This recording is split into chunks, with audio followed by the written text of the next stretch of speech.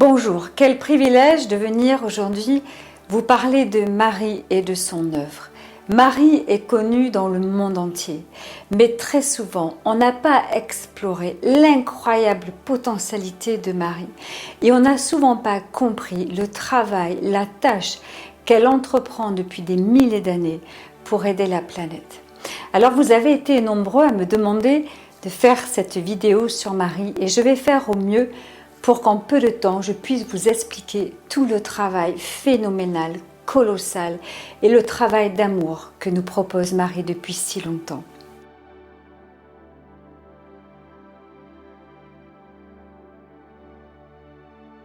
Alors beaucoup d'entre vous ignorent que Marie est un archange. Souvent on la découvre sous ses aspects de mère divine, mais avant tout, Marie appartient au cinquième aspect de la déité, à la cinquième flamme solaire, la flamme vert émeraude, qui est la flamme de la vérité éclairée, de la guérison, de la concentration et de la consécration. Alors pourquoi parler de Marie comme étant le concept immaculé, l'immaculée conception? Parce que Marie va énormément œuvrer avec ce que l'on va appeler le concept immaculé. Le concept immaculé appartient au quatrième aspect de la déité. Il appartient à l'archange Gabriel et à Lady Espérance. Et les vertus de ce quatrième rayon sont l'ascension, la pureté, la résurrection et le concept immaculé. On s'imagine souvent que le travail de Marie commence il y a à peu près 2000 ans avec l'ère chrétienne. Sauf que le travail de Marie a commencé il y a bien plus longtemps. Comme tous les 12 archanges qui sont venus sur la planète distribuer et vraiment répandre les vertus des flammes sacrées, Marie est arrivée il y a bien longtemps sur la planète pour véhiculer les vertus de son merveilleux rayon. Mais Marie, quand elle s'est rendue compte de la difficulté, de la souffrance, des douleurs dans lesquelles agonisaient les humains et l'humanité, Marie s'est portée volontaire pour accomplir plusieurs tâches d'une ampleur phénoménale.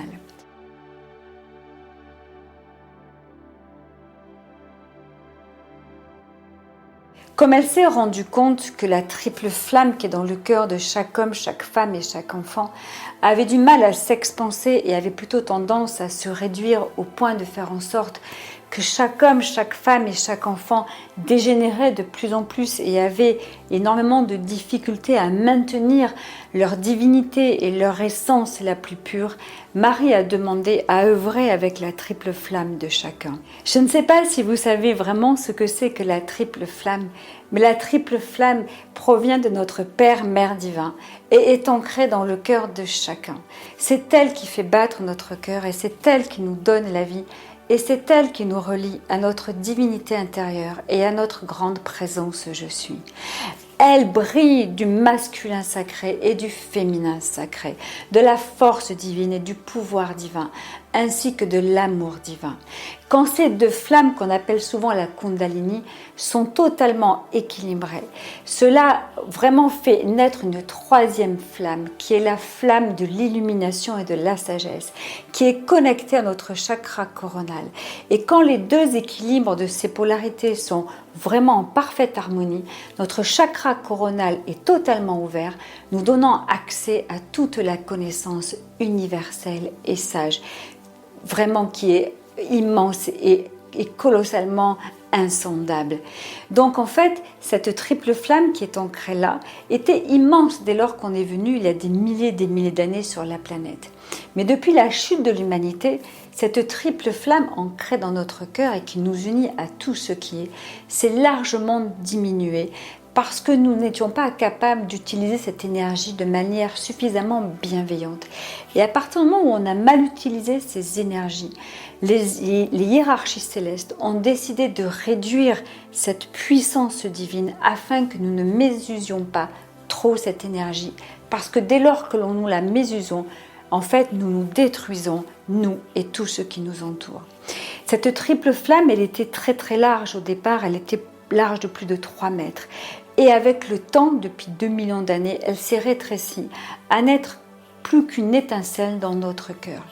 Et ce que va comprendre Marie, c'est que si on n'intervient pas sur cette triple flamme à l'intérieur du cœur de chacun, elle va s'éteindre au point que nous ne pouvons plus nous réincarner et revenir et vivre l'expérience de co-création que nous étions venus vivre au tout début. Donc quand Marie s'aperçoit de cette dégénérescence de la triple flamme et même du déséquilibre entre notre masculin et du féminin, coupant ainsi notre chakra coronal, elle va demander aux hiérarchies célestes de créer un temple qui va s'appeler le temple du cœur immaculé. Et ce temple va être ouvert tout le mois de mai.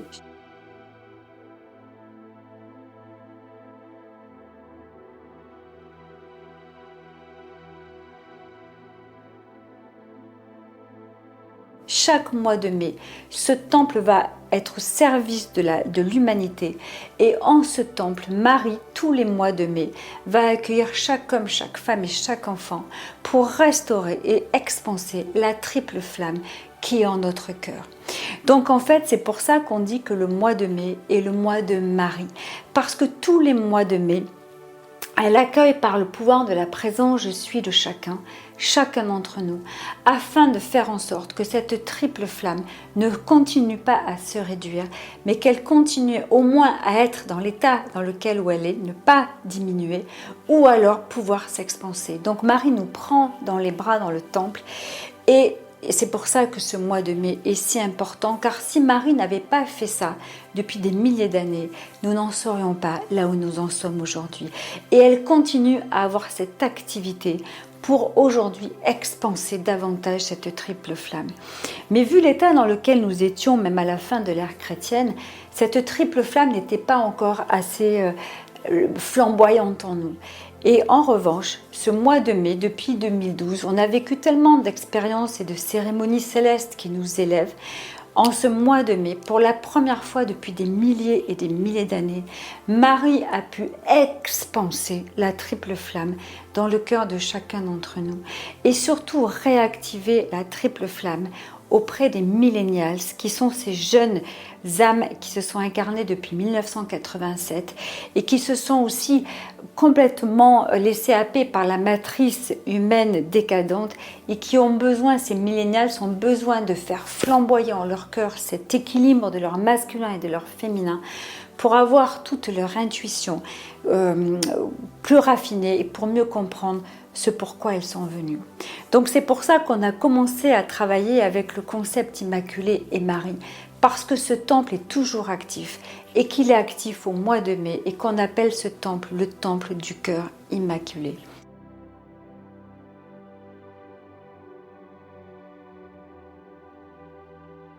Sauf qu'on arrivait de plus en plus vers 2012, qui était la nouvelle bascule des âges. Je l'ai expliqué dans d'autres vidéos ou dans mes livres.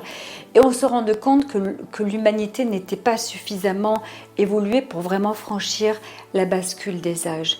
De ce fait, toute une équipe, il y a 2000 ans, a été invitée à travailler et à œuvrer pour impulser l'ère chrétienne. C'est comme ça qu'on va retrouver Marie, Joseph, qui est donc Saint-Germain, Jésus, Marie-Madeleine, Anne, Joachim, tous les apôtres. Tous ces êtres-là ne se sont pas simplement incarnés en se disant on va faire quelque chose. Leur préparation a été absolument colossale parce qu'il y a 2000 ans, on ne vivait pas comme on vit aujourd'hui. Alors même s'il n'y avait pas les téléphones portables et toutes les difficultés que l'on vit aujourd'hui, il n'y avait pas non plus de code civil, il n'y avait pas de protection de la femme, il n'y avait pas de protection et les temps étaient terriblement difficiles. Donc de ce fait, quand une équipe chrétienne pour impulser l'ère du poisson, l'ère de Jésus et de Marie-Madeleine, il fallait absolument des êtres d'une grande pureté, d'une grande force pour pouvoir accomplir le plan divin qui devait être accompli pendant l'ère du poisson. Et le plan divin de cette ère du poisson était bien d'impulser cette ère chrétienne et surtout de ressusciter l'amour, de ressusciter le couple sacré, de ressusciter le féminin sacré. Alors c'est plus compliqué que ça, mais la vidéo n'a pas pour objectif d'expliquer cela.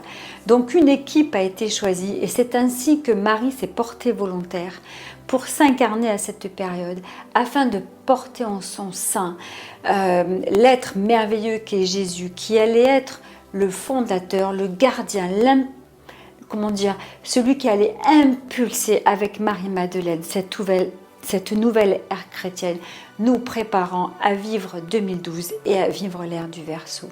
Donc il fallait une âme particulièrement pure et particulièrement solide, forte, inaltérable pour porter cette matrice très pure, pour accueillir Jésus. C'est ainsi que Marie donc se porte volontaire, et après des tests incroyables qu'elle va subir pour voir si elle pourrait vraiment maintenir le cap du plan divin, elle va être vraiment choisie pour incarner la mère de Jésus.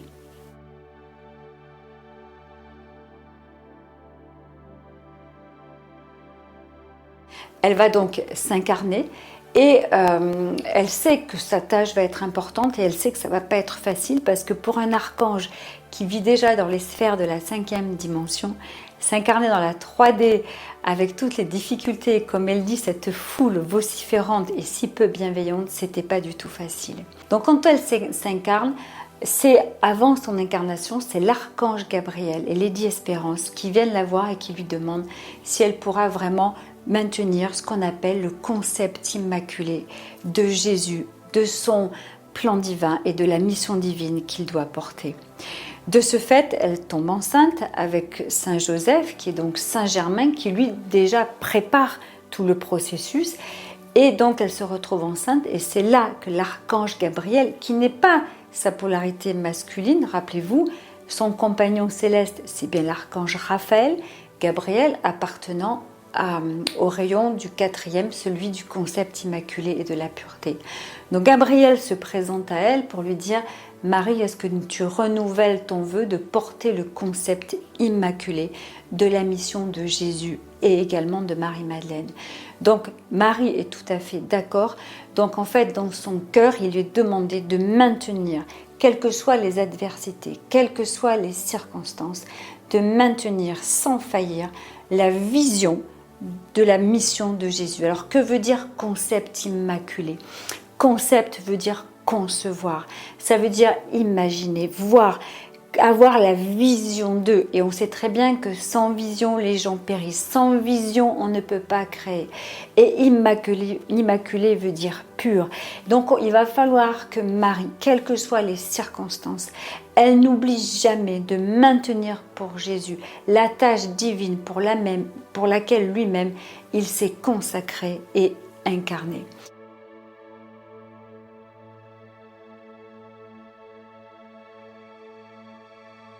Donc pendant toute son histoire, elle ne va pas avoir une histoire facile, Marie, pendant son incarnation, puisque dès qu'elle est enceinte, elle doit fuir les volontés terrifiantes d'Hérode qui veut détruire.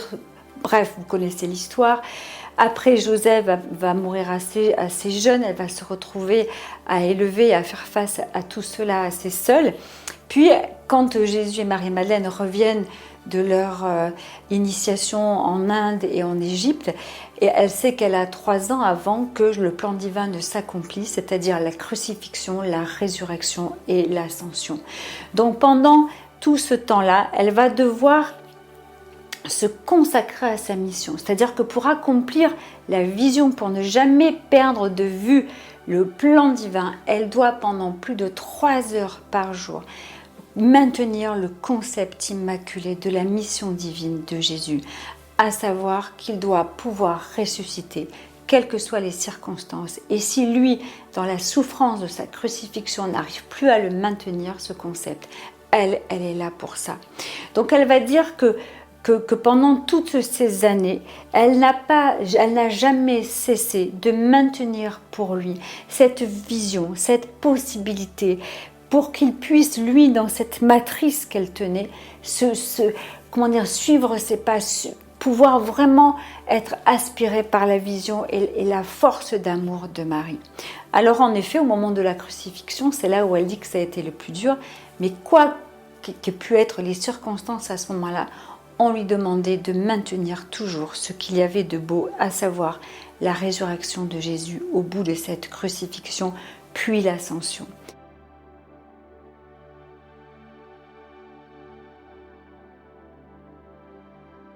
Donc c'est un travail colossal et qu'on a du mal à imaginer. Et c'est pour ça qu'on a demandé à Marie, parce que Marie travaille avec le 5e rayon, la 5e flamme, qui est la flamme de la consécration et de la concentration.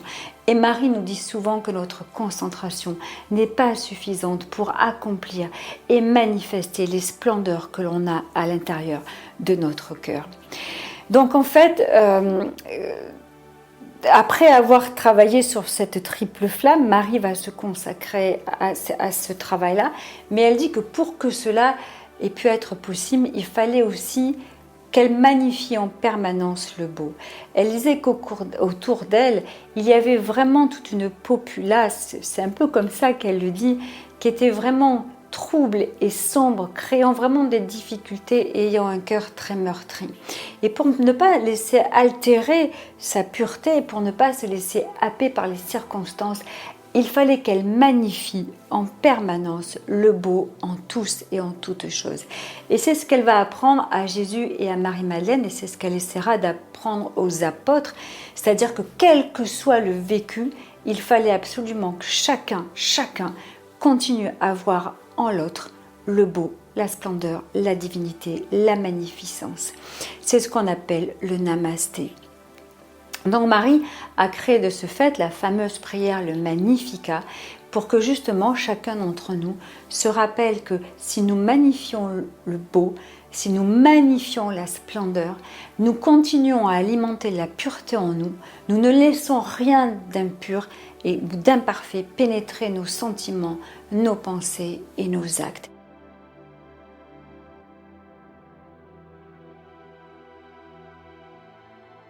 Quand finalement la mission est accomplie, c'est-à-dire celle de Jésus va être accomplie, il va ressusciter, puis il va ascensionner, Marie s'imagine que sa mission est accomplie et qu'elle va pouvoir retourner auprès de Raphaël pour continuer à œuvrer pour la planète de l'autre côté du voile.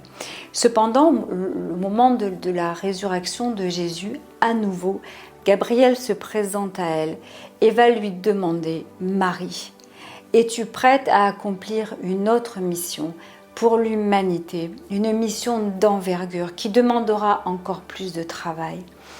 Et Marie dit « Moi, je suis là pour me consacrer. Je suis au service de la planète et j'y resterai jusqu'à ce que chacun ait ascensionné. » De ce fait, on va lui demander de maintenir pour chaque homme, chaque femme et chaque enfant le concept immaculé de la divine mission de chacun. Ça veut dire que chacun, quand il s'incarne, a toujours une mission divine et est toujours animé par sa divine réalité. Sauf que dans cette incarnation, chacun de nous l'oublie. On voit bien, on oublie qui on est, on oublie qu'on est des êtres merveilleux, on se laisse complètement atrophier par les croyances qui sont multiples et ennemies tout autour de nous, qui font qu'on perd la vision de qui nous sommes. Et comme nous n'étions pas capables de le maintenir pour nous-mêmes, Marie, une fois qu'elle revient de cette rencontre avec Gabriel, elle décide d'être la mère de tous. C'est pour ça qu'on dit elle est la mère de tous. Parce qu'elle va à ce moment-là maintenir pour chaque homme, chaque femme et chaque enfant, quelle que soit la bassesse et la médiocrité dans laquelle nous sommes tombés, elle va le maintenir pour chacun d'entre nous comme elle l'a fait pour Jésus. Et ça va être une de ses tâches les plus complexe parce qu'elle se rend bien compte que malgré son aide, ça reste pas facile pour beaucoup, parce que beaucoup perdent la vision de qui ils sont. Donc c'est une tâche colossale et c'est ce qui se passe. C'est pour ça que le concept immaculé qu'on appelle Marie, l'Immaculée Conception, ce n'est pas simplement parce qu'on dit qu'elle est née vierge et conçu Jésus dans la virginité. Non, c'est parce que son âme, ses pensées, ses sentiments, son cœur sont restés purs, et qu'elle maintient cette pureté en chacun d'entre nous pour que nous puissions un jour, assez proches, ascensionner. Donc ce concept immaculé, il est important parce que ça va se décider au moment du conseil karmique. Toute âme qui veut se réincarner va devoir passer devant le conseil karmique. Le conseil karmique n'existait pas avant que nous chutions. Et je vous rappelle, nous avons chuté il y a à peu près 2 millions d'années. Donc il a fallu à ce moment-là que ces âmes reviennent guérir et corriger leurs erreurs passées. Et pour corriger et guérir, il leur fallait un plan de correction et d'élévation. Donc ce conseil karmique comprend 12 personnes et Marie fait partie du plan karmique, c'est-à-dire qu'elle est consciente de la tâche et du choix que font les âmes qui veulent se réincarner. Une fois que ces âmes ont décidé de se réincarner et ont choisi le plan et les familles et le lieu dans lesquels elles devaient s'incarner, elles passent à nouveau devant le temple de Marie, qui est ouvert au mois de mai. Et au moment où elles passent, toutes ces âmes qui vont s'incarner de mai à mai, vont passer à nouveau devant Marie, pour que Marie scelle dans leur cœur ce qu'on appelle l'empreinte, le sceau de ce plan divin pour lequel chacun d'entre nous a choisi de s'incarner. Parce que si Marie ne fait pas ça, on va perdre l'objectif de notre réincarnation ou les objectifs. Et si on les perd, on continuera à se perdre et on n'arrivera jamais, jamais à extraire l'humanité de l'agonie dans laquelle elle se trouve. Donc Marie, pendant le temple, elle travaille sur la triple flamme pour la maintenir.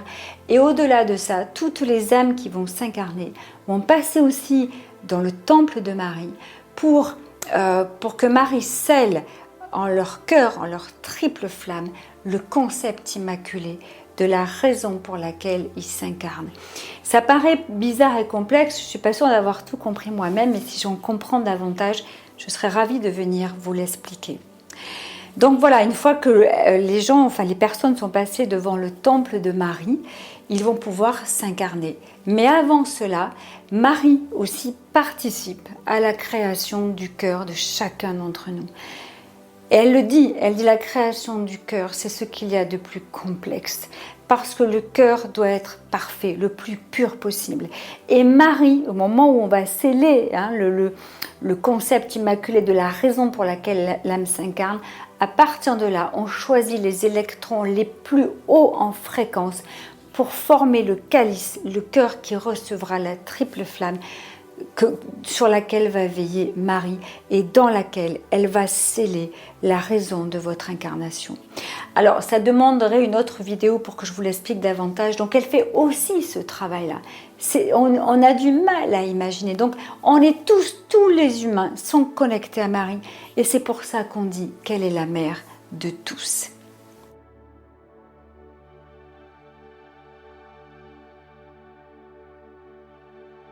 Alors, il est important aussi de reparler de Saint-Germain et le travail qu'effectuent Saint-Germain et Marie ensemble.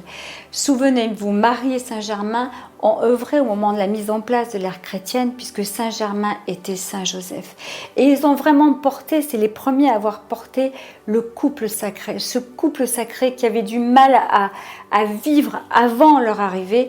Et c'est ce que vont porter aussi Jésus et Marie-Madeleine, ce couple sacré, pour qu'un jour nous puissions tous retrouver cette alchimie entre l'homme et la femme, parce qu'on aura retrouvé en nous l'alchimie et l'équilibre du masculin et du féminin. Sauf que Joseph a toujours œuvré avec Marie, puisqu'il a ascensionné un 1er mai, et qu'aujourd'hui nous sommes le 28 mai, et que c'est sa fête, et que je trouvais assez judicieux et de l'honorer en ce jour-là parce qu'il œuvre énormément avec Marie. Et pour que Marie puisse justement maintenir facilement ce concept immaculé pour tous, Saint-Germain, en ce mois de mai 2018, plus que jamais, il a absolument œuvré avec la flamme violette pour transmuter comme jamais auparavant tous les résidus difficiles qui empêchent cette expansion de la triple flamme. C'est pour ça qu'ils travaillent toujours de concert, parce que s'il n'y a pas la transmutation et cet équilibre du masculin et du féminin que porte la flamme violette, il est plus difficile pour Marie aussi de maintenir la triple flamme dans son équilibre. Et cette triple flamme, rappelez-vous, quand on mélange le bleu et le rose, ça donne bien du violet. C'est pour ça qu'ils œuvreront toujours ensemble et qu'ils ont toujours œuvré en tandem depuis très longtemps. Donc, en ce mois de mai, il y a vraiment un travail hors du commun qui a été fait pour propulser la planète dans sa vérité profonde, pour que nous puissions reconnecter avec notre notre raison d'incarnation, notre concept immaculé, notre plan divin, la raison pour laquelle on est là, pour qu'on puisse retrouver notre réalité divine, épurer tout ce qui est à épurer et que nous soyons enfin des êtres libres tels que le souhaite notre cher et précieux Saint-Germain ainsi que les 10 Portia. Mais pour ce faire, Marie, elle dit, on vous a souvent donné des prières pour nous aider parce que chaque prière est un nectar de guérison pour vous et nous aide énormément. Et vous savez qu'on a besoin de vous. Autant vous dites souvent que vous avez besoin de nous, mais il faut comprendre que les êtres de lumière, Marie et Saint-Germain, ont grandement besoin de notre engagement, de notre consécration, de notre concentration à aider la planète. Plus nous faisons des invocations, plus nous travaillons sur la pureté de nos pensées, de nos émotions et de nos actes, plus il est facile pour eux d'intervenir, d'agir et d'utiliser toute cette pureté pour la manifester partout dans le monde.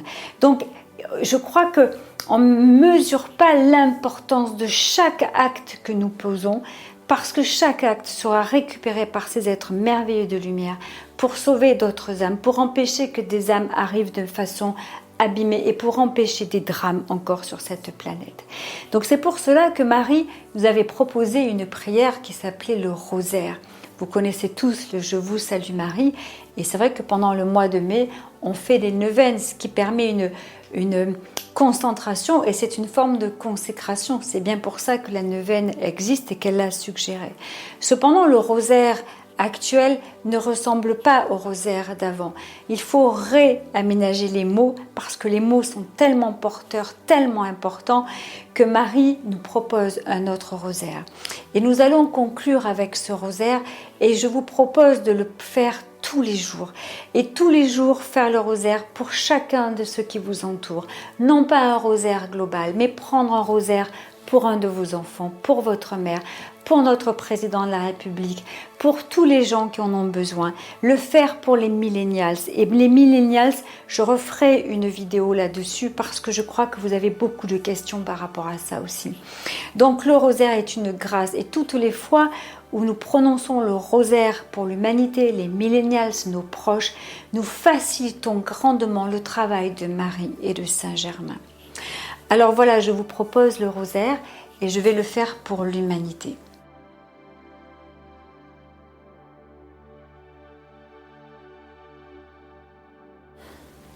Je vous salue Marie, pleine de grâce. Notre Père, Mère divin est avec vous. Vous êtes bénie entre toutes les femmes, et je suis, le fruit de votre cœur est béni. Sainte Marie, Mère de tous, merci de maintenir pour l'humanité le concept immaculé de sa divine réalité et de sa divine mission, maintenant et jusqu'à l'heure de son ascension éternelle. Merci, merci, merci. Je suis ce que je suis.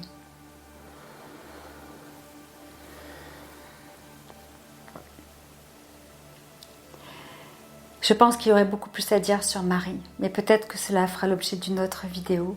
Je vous remercie et merci d'œuvrer encore avec elle, parce que même si le mois de mai s'achève, le travail de Marie continue à chaque battement de cœur.